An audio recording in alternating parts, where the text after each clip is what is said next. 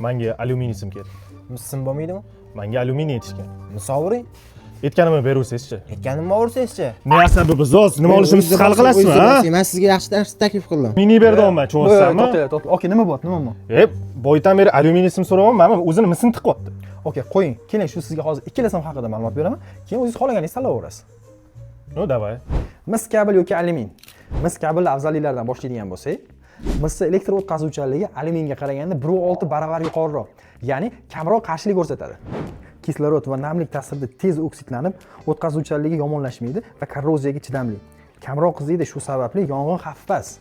Kamchiliklariga keladigan bo'lsak, mis kabel alyuminga qaraganda ozgina qimmatroq va yana taxminan 3 barobar og'irroq bo'ladi. Endi alyumin kabellar afzalliklari keladigan bo'lsak, alyumin misga qaraganda ancha arzonroq va 3 barobar yengilroq bo'ladi.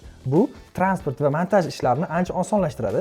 Moslashuvchanligi, ya'ni yumshoq va elastik bo'lgani yirik tarmoqda ishlatish uchun ancha oson. Kamchiliklari keladigan bo'lsak, korroziyaga moyilligi bor.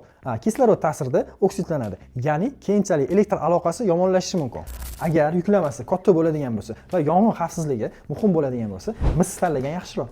Lekin kabel uzunligi katta bo'ladigan joylarga har doim alyumin arzonroq va qulayroq. Men baribir alyuminiy sim olaman. Aslida qaysi birini tanlagan bo'lardinglar? O'zingizlarning fikringizni kommentariyada yozib qoldiringlar.